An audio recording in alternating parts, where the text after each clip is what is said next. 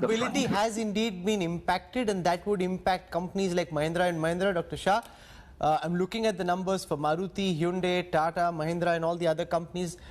Big drop in domestic auto sales in the month of May. When you compare what we've seen over the last 2 months with what we saw last year, what's your sense? So Rahul, first, it's a pleasure to be here, and my greetings to all your viewers.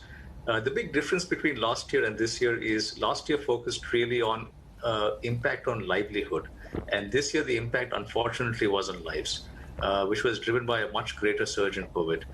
We've been working very closely with the center and the state governments. And this year, they worked hard to ensure that there wasn't an impact on frontline workers, on migrant laborers, and therefore, production still continued, not at 100%, but in most cases at a reasonable pace.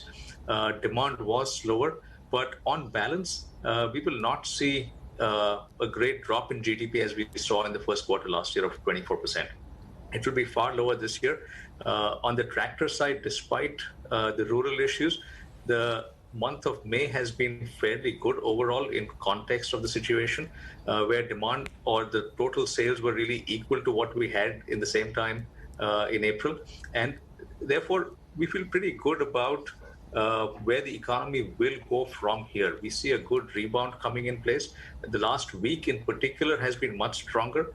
And in comparison, I would look at while we had a much tougher period and there was a much greater suffering this year, from a livelihood standpoint, I see more optimism.